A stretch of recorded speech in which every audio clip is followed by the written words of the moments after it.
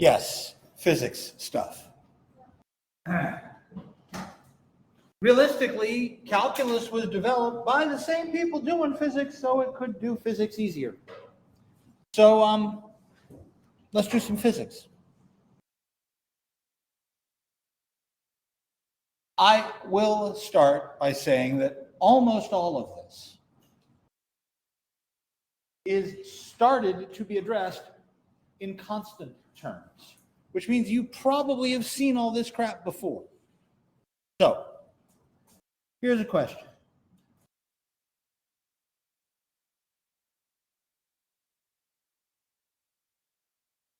Newton's laws of motion. What's Newton's second law of motion? There are three. Somebody give me any of them.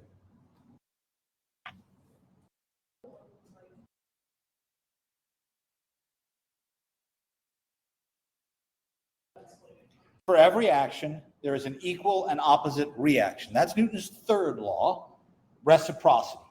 If I hit the table with my hand, it is equally that the table is striking my hand.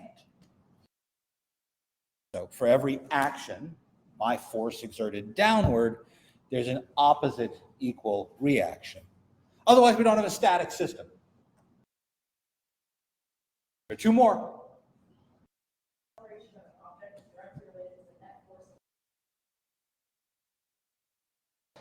And is what related to the mass?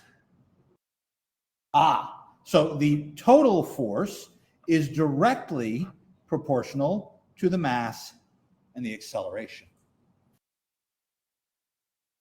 The other one that we're missing is the inertia law. An object in motion stays in motion, an object at rest stays at rest, unless acted on by an outside force. I like to think of it as a student in rest stays at rest until acted on by an outside panic. Separate issue. Okay, units. Over here on the right, I have mass and acceleration, kilogram meters per second squared. That is defined to be a unit of force called the Newton. On the other hand, if I'm not in metric, but in imperial units, then my acceleration is in feet per second squared.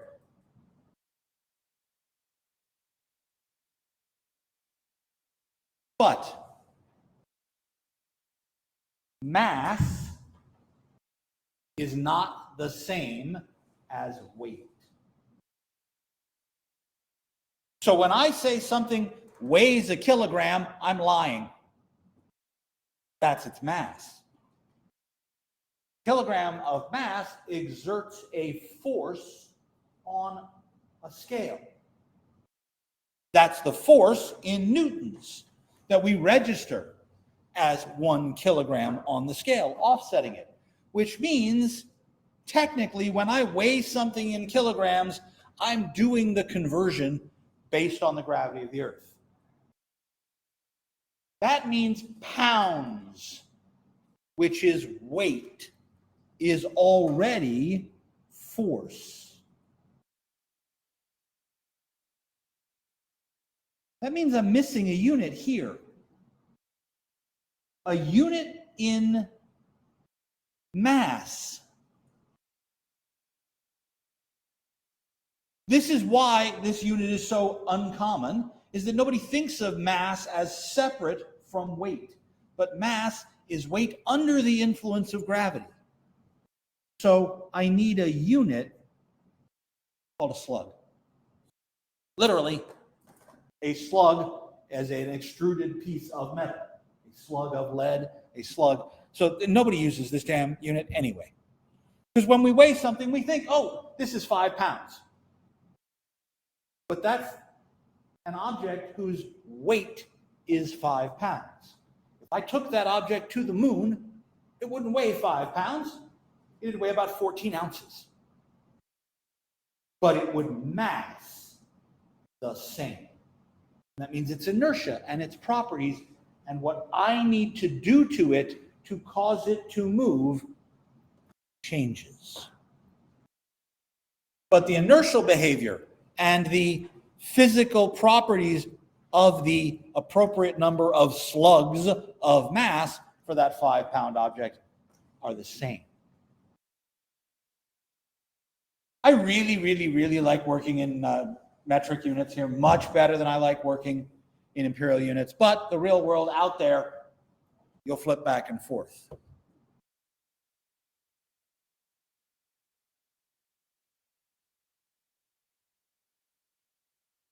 I have an object. How is it staying up? I'm holding it, which means I am pushing the equal and opposite reaction of the force due to gravity. But I'm moving this object now, means I'm doing work.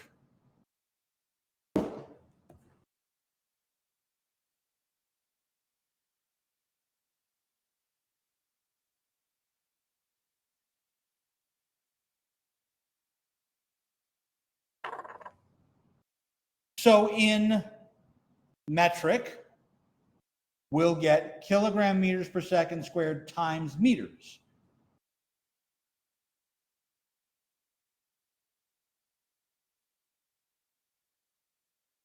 Newtons times meters. In imperial, we'll get pounds times feet. Wait a minute. I almost always see that abbreviated as foot-pounds. Where have you seen that phrase before? Foot-pounds. Torque. When I go to tighten down a nut or to loosen a bolt, how much force do I have to use to get it to spin?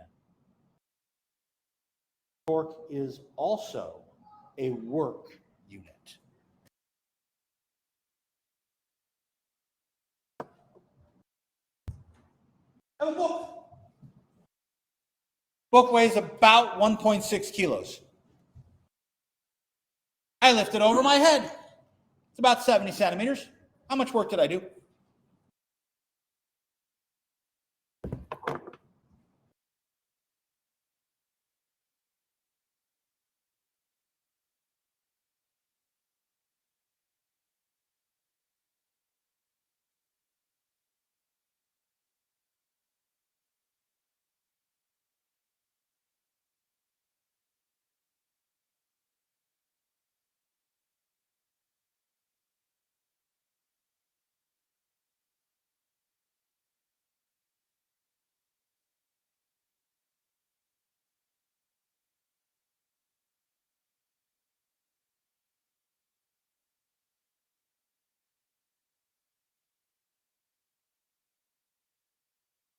Me with my bad labrum and everything. Come on. How much work did I do? Here to here. Leo? Would be 1.6 kilograms times 76 centimeters would be 0.76 meters. Well, technically that's 7D, but you've missed something. That's kilograms. That's not force. That's only mass. In order to figure out the force exerted by the book,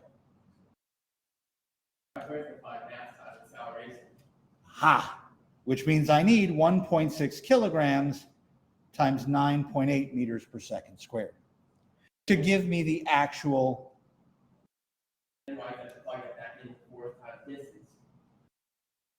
And that's the force exerted by the book. Actually, that's the force gravity is exerting on the book. And then work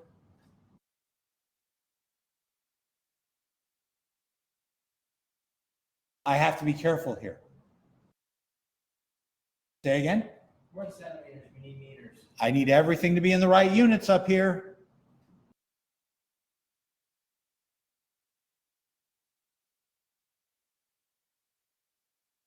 Which gives me 10.976 Newton meters. Now, that is as helpful as if I spouted out a gibberish number with no context. What does this mean?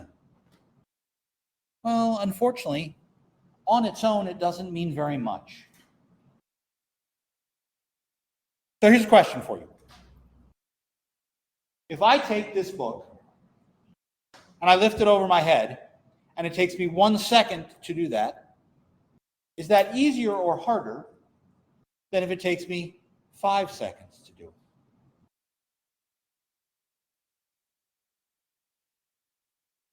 I did the same amount of work both ways, right? There's nothing in here about time. This is simply a measure of energy expended without reference to time. When we talk about energy per time, then we're looking at watts, joules. We're looking at a different unit. So doing this much work in a very short time versus doing this much work in a long time are different things. Context is key here.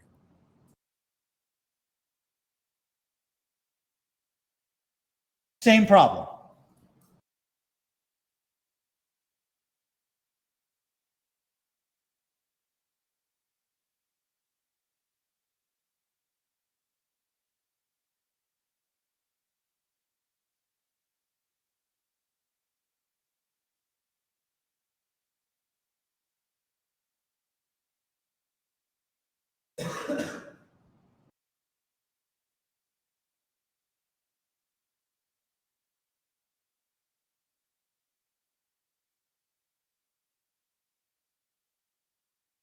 I went to the grocery store, I bought a bag of flour.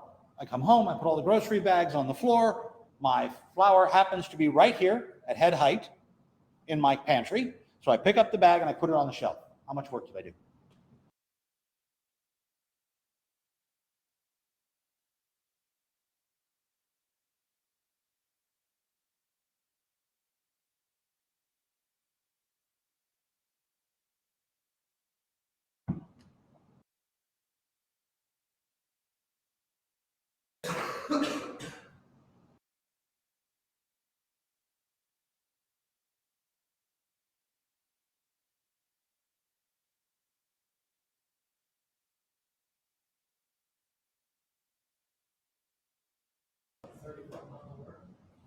Because this time, this is pounds, and pounds is already force.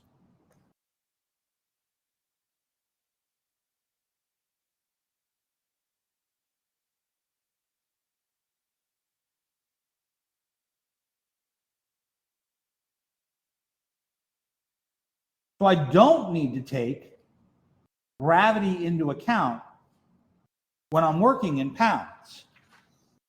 I go directly to my calculation for work,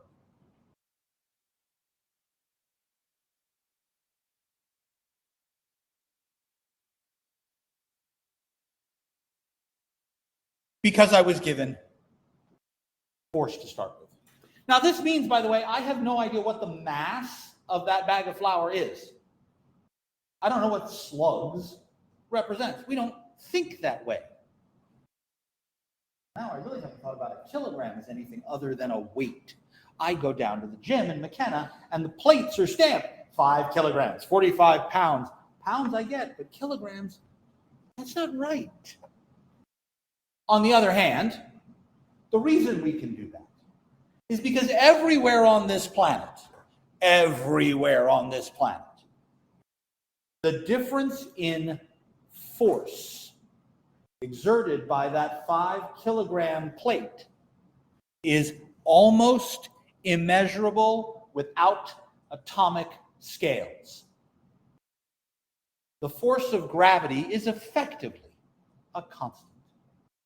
9.81 meters per second squared. I can go out more decimal places. I don't care. 9.8 works fine. In some cases, 10 works fine. But realistically, gravity is not a constant. If you stand at the top of Mount Everest, gravity is acting differently. You weigh less.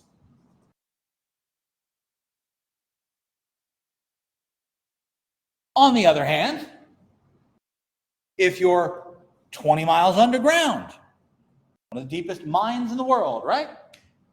Gravity weighs on you differently. There's this force above you pulling up as well. We keep thinking of the Earth as a point. It isn't. So gravity changes depending on where I am. I go flying 5 miles up, gravity's different there.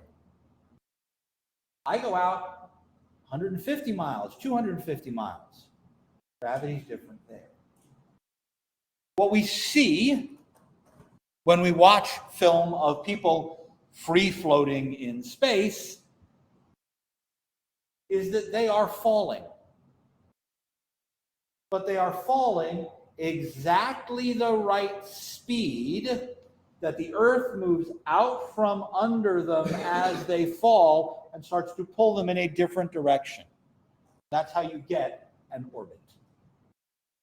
If you keep going further and further out, at some point between the Earth and the moon, you are close enough to the moon that its gravity is exactly equal in force to the gravity of the Earth. So instead of having to push yourself away from the Earth, you now turn the rocket around and just fall towards the moon. And you just have to hit the brakes at the right time. But that means my force can change.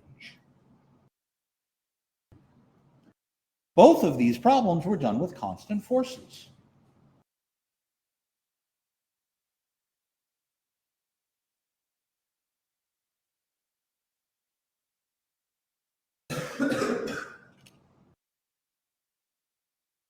My force is different depending on where I am. That was what we were doing with gravity. Different height, different distance from the mass that is my attractor. I have a force that depends on my position.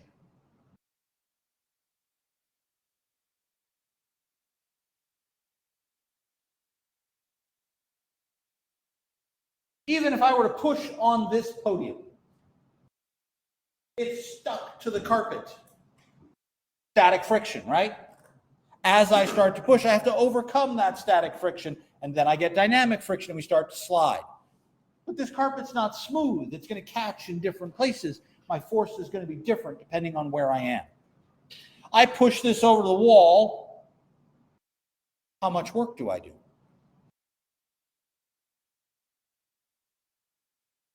A lot. This is heavy. But that's not a helpful statement.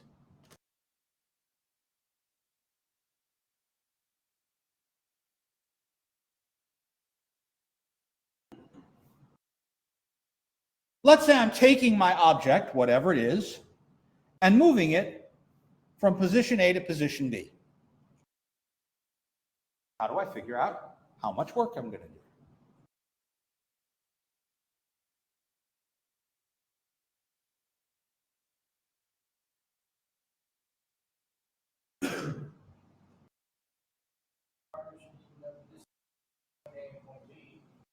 Eventually. I just don't need it right now.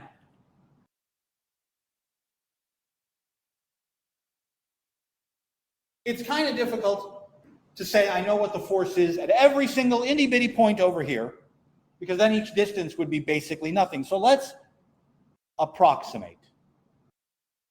Approximate? I'll make a guess. Let's chop this up into small pieces.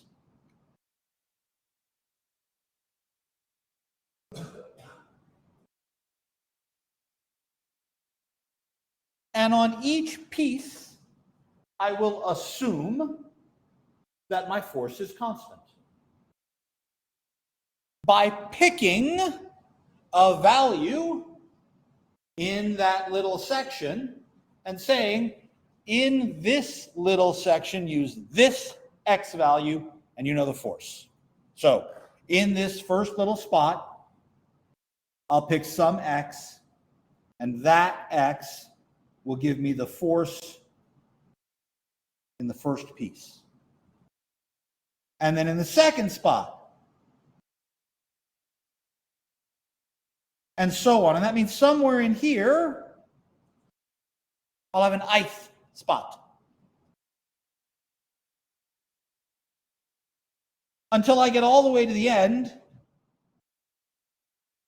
and I hit my last little subsection,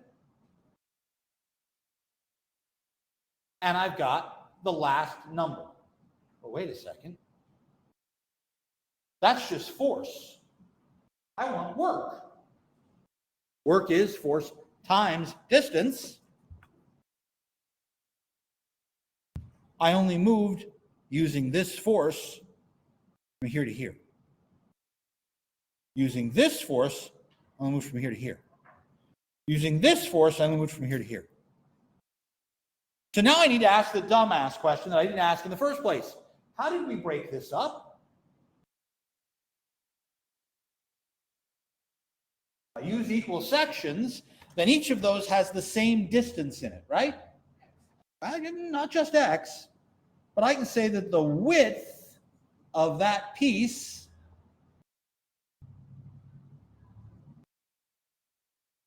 is the whole length divided into n equal parts.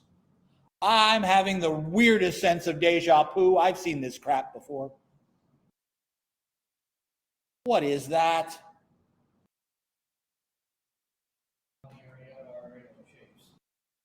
Which makes it delta x. A little change in distance.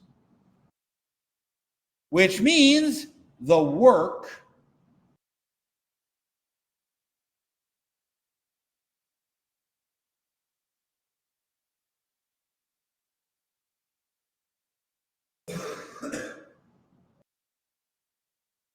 is a sum. Take each of those itty-bitty pieces, add it up. When I do that,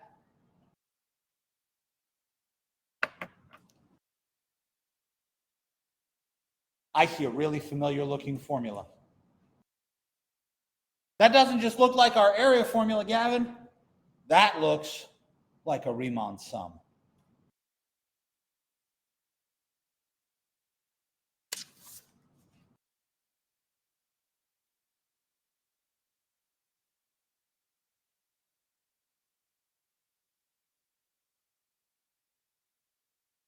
But we said this is an approximation, right? How do you make a better approximation? You use more rectangles. You use more divisions. You let the number of divisions go off to infinity.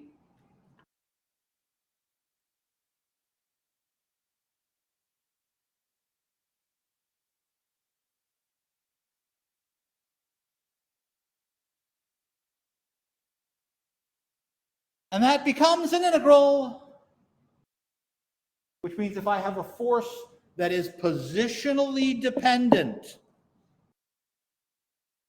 I don't have to just multiply, I have to integrate. And in a sense, an integral is an area. Areas are length times width. They are multiplications. We just never thought of it directly like that. Oh, okay. Hang on a second.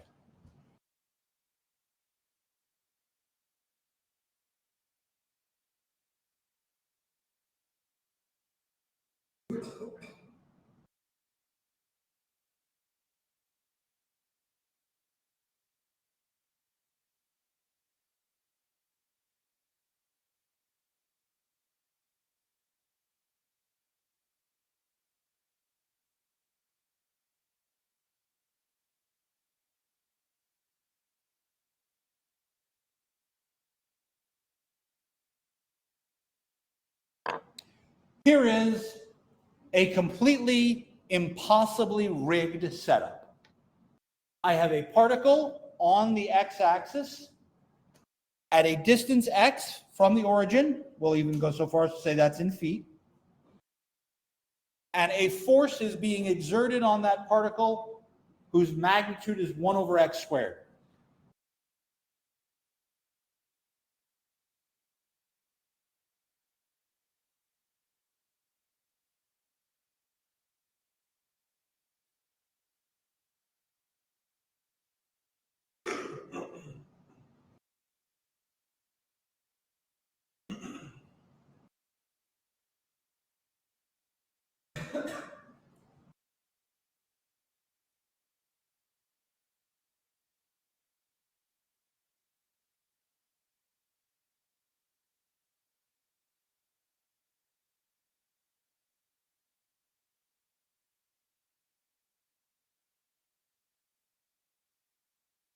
Now, you may be asking, well, where the hell did 1 over x squared come from?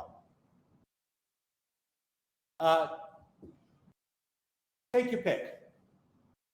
Magnets, electricity, both of those forces operate on an inverse square proportion. As a matter of fact, the formula for electric force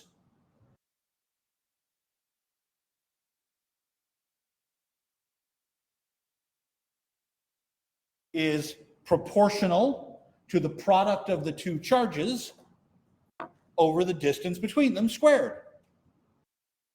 Replace charge with magnetic field, and you get exactly the same formula for magnetic force. Replace charge with mass, and you get gravitational force. Almost every fundamental force in the universe works like this. Now, I've rigged the game. I made all the numbers equal to 1.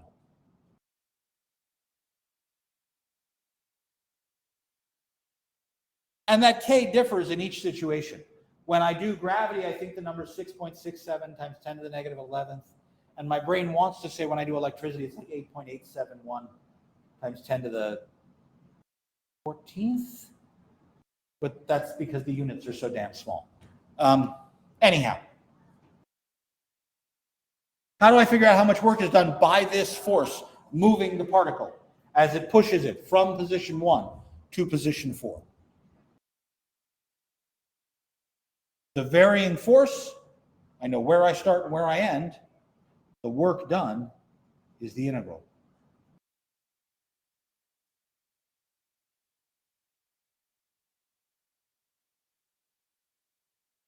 Now, fortunately for me, that's an easy problem because that's a power rule integral.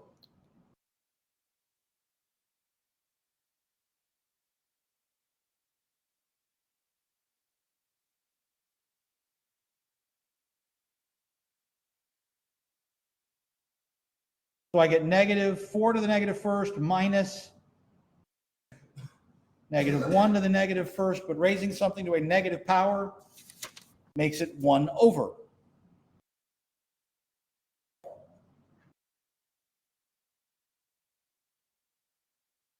And so in this case, my rigged answer is 3/4 of a foot-pound.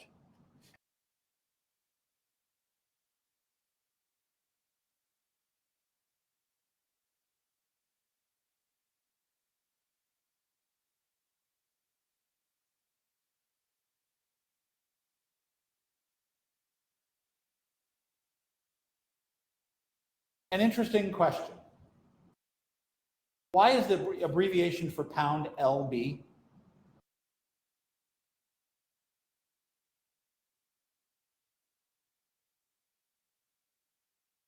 Hey man, what's your sign? What's the signs of the zodiac? You know the signs of the zodiacs? I'm an Aries, I'm a Taurus, a Virgo, a Libra. What's the sign for Libra? The scales. A Libra is a weight set for a scale. Librum is the singular, a weight. Librum, a pound. LB. It gets better. Write LB very quickly. Write LB really quickly. Write LB be really quickly. We call it the pound key on the phone before it was a hashtag. Son of a. So you will often see this as foot pound.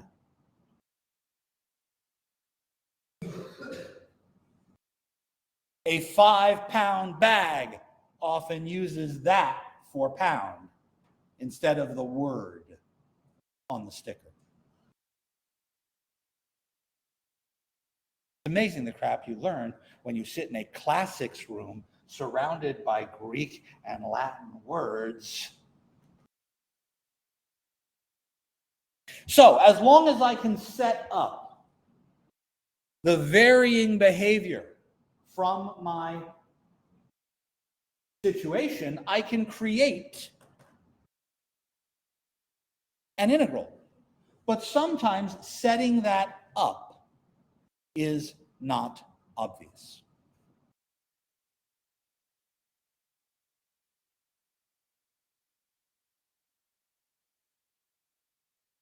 I have a building.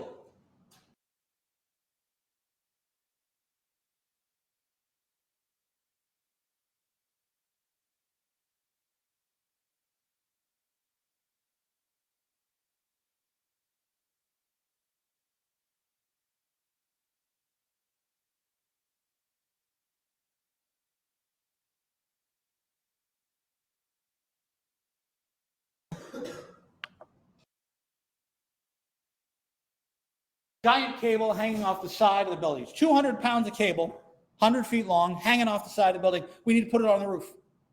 How much work is it going to take to pull this cable up?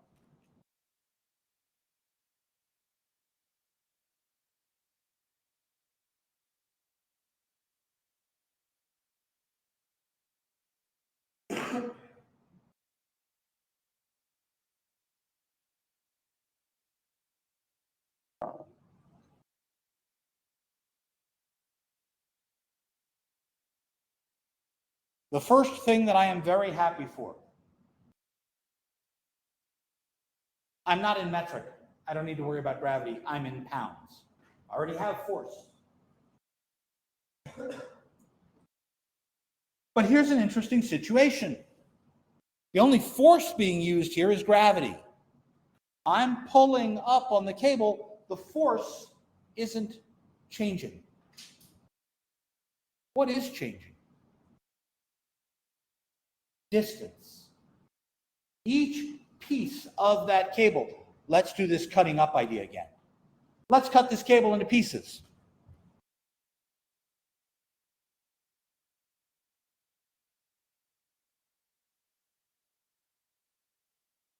I've cut my cable into a bunch of pieces. The piece here at the top is at the roof line. How far does it need to move? It doesn't. It's on the roof. This piece, how far does it need to move?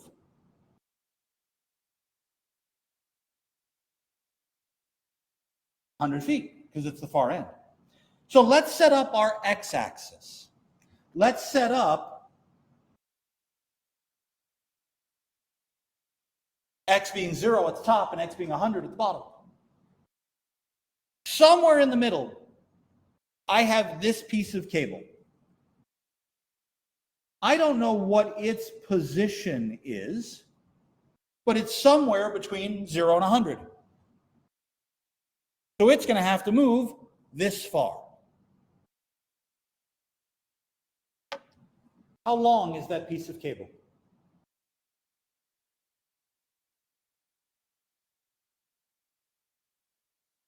Depends on how many bits I cut it into, right?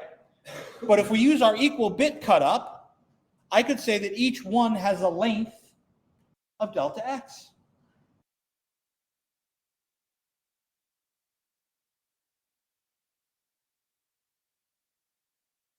So I have a piece of cable this long, delta x long, that needs to move xi feet.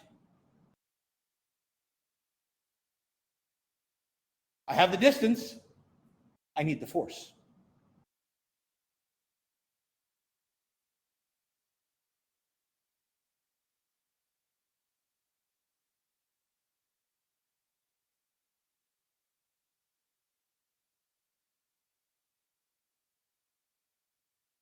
Well, really, because I'm in imperial units, I need the weight. Because weight is force times gravity already. How much does that little piece of cable weigh?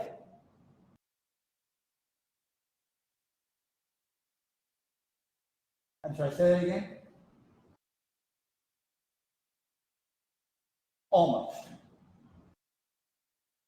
It's 200 divided by its length. That would be pounds over feet. And force should be in pounds, right?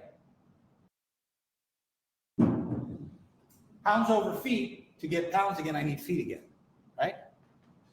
So what if I were to say, what I need is I need effectively the density of the cable. Linear density. I need to know how many pounds each foot of cable weighs, and then I know the length of this piece, pounds over feet, times feet. How much does each foot of cable weigh? 2 pounds.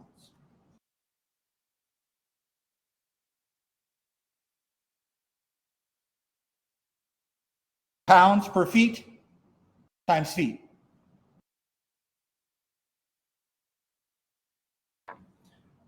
Hey, wait a minute. Look at what I've just set up. I've set up a force and a distance. I now know what I have to integrate.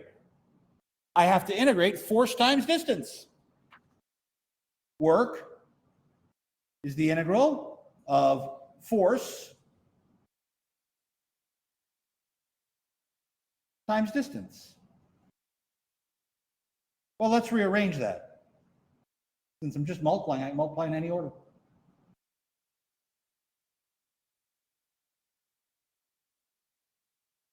Hey, wait a minute. What are the limits?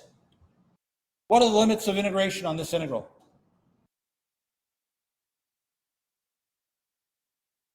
Zero to 100.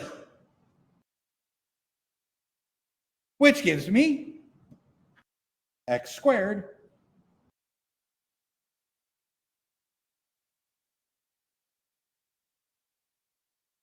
integrate x, 2x from 0 to 100. You get x squared from 0 to 100, which is 10,000 foot-pounds.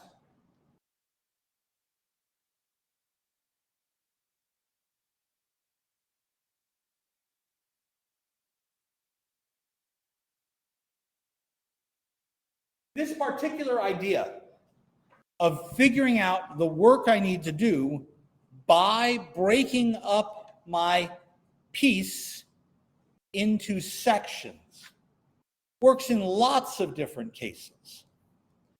Example, on page 458, I have a tank.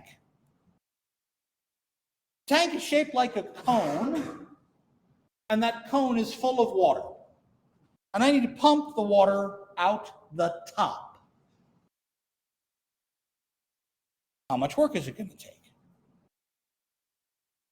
I break the tank into a bunch of little slices. Each slice is a circle, like our volumes of revolution, right? So I now need to know how much force is exerted by this, what's the mass and therefore the weight of this little slab of water, and then its distance out the top. But to get the weight of this water, I need the area of this circle times its thickness, which requires me to do a little bit of geometry with similar triangles so that I can get the radius. So that's ugly. Now, unfortunately to me, this is in meters. That means that this is in kilograms. So I am going to need to multiply by 9.8 somewhen in this problem to make sure I take into account gravity to get force. And that's done right here. There's the 9.8. By the way, water is a very, very heavy thing.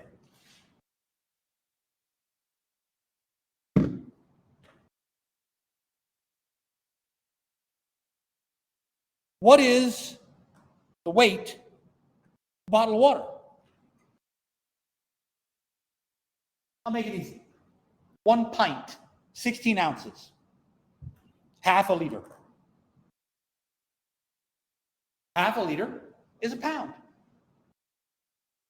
which means a gallon is 8 pounds. A cubic foot of water is heavy as all hell. It's about 60 pounds of water. A cubic meter is 1,000 kilograms.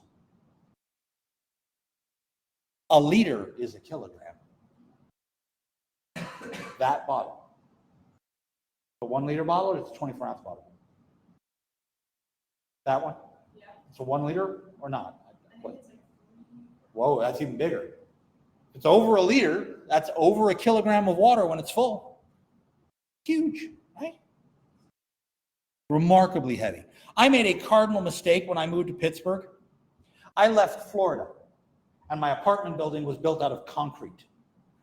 I had a waterbed. I moved to a wood frame house with a waterbed. A king-size waterbed. 6 foot by 7 foot by 8 inches deep. That's 40 cubic feet of water. Add my pudgy butt, 2 dogs and a wife, and we collapsed a joist. A 12-inch joist in my house bent and was crushed from 12 inches to 10 inches over the course of a year. We drained the bed and threw it out. Water's heavy. A lot of work done by water.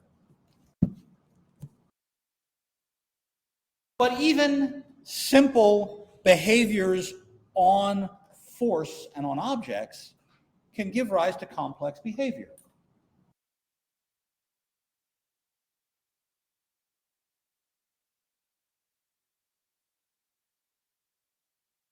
A spring has what's called a restoring force. When you squeeze a spring, it pushes out. When you stretch a spring, it pulls in. The force exerted by the spring is proportional to the distance it was distorted from its original length and in the opposite direction. Which means the force I have to exert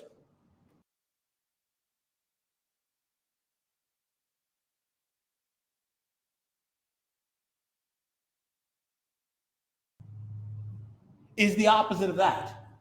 So if I'm trying to stretch a spring, I need to pull out. The spring wants to pull in, so I lose the minus sign.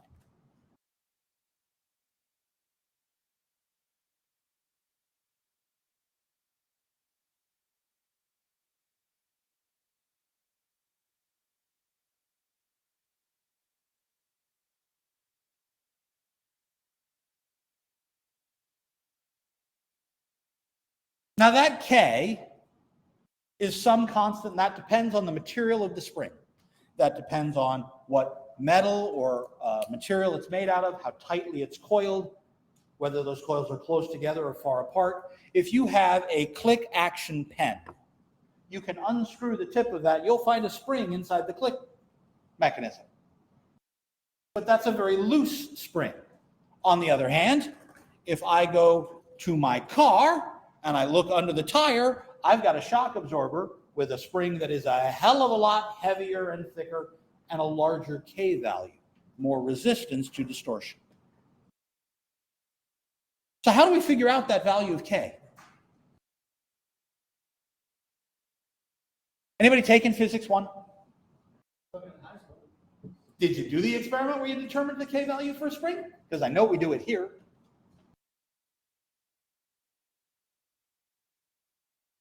Hey, but well, what did we do to figure out the K value of a spring? Yeah, I forgot to write it. Okay. You take the spring. It's attached to a rod with a meter stick on it. You hang a known weight, the force of gravity pulls that weight down. You know the force, you know how much the spring changed. You can then figure out the value of K.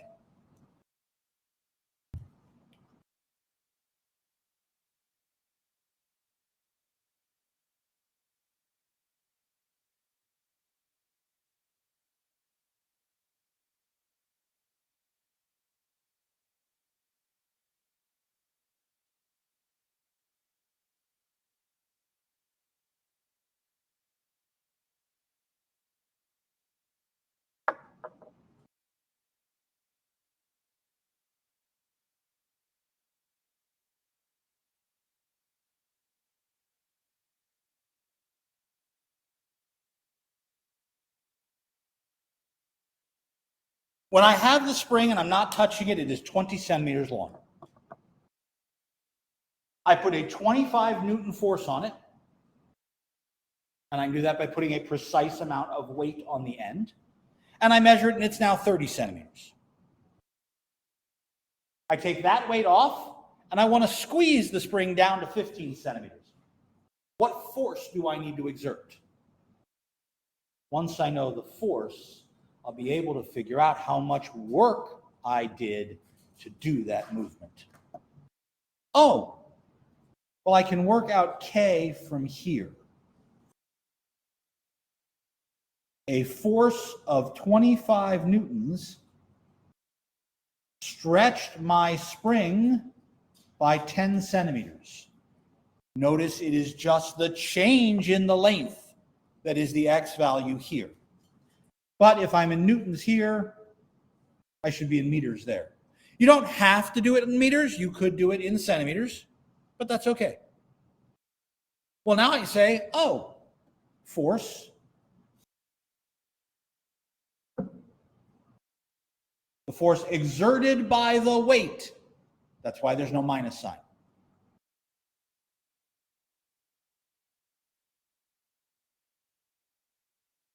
And that makes K equal to 250.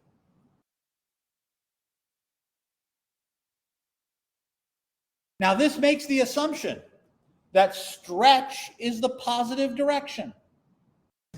I'm making my spring longer. My question says how much force is needed to compress it. That makes my X value negative. I'm squishing it.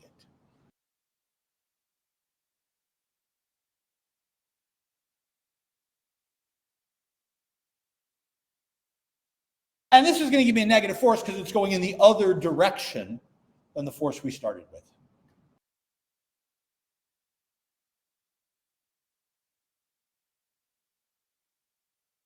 But notice that means that as I squeeze the spring, the force gets bigger. It changes with direction. But in general, I have that formula, where X is the distance we moved from our starting point. So if I want to know the work I did when I squeezed this, the work is going to be the integral from where we started to where we ended, which is a negative number because we squeezed rather than stretched our spring.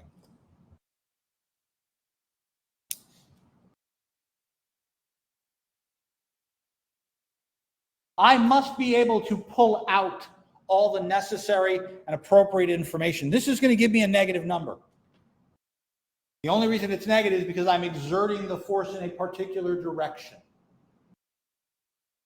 So a lot of times you'll see absolute values thrown in here so that we can account for that. But then if our force changes directions in the middle, like when our areas changed from which one was on top to which one was on bottom, I need to take that into account. Tomorrow, I have another example for you for this in the real world, but that's tomorrow. You have an assignment for me. I didn't collect the bidding, so please, if you've got that assignment, I'll just stand by the door, bring it to me on your way out. A wonderful rest of your day.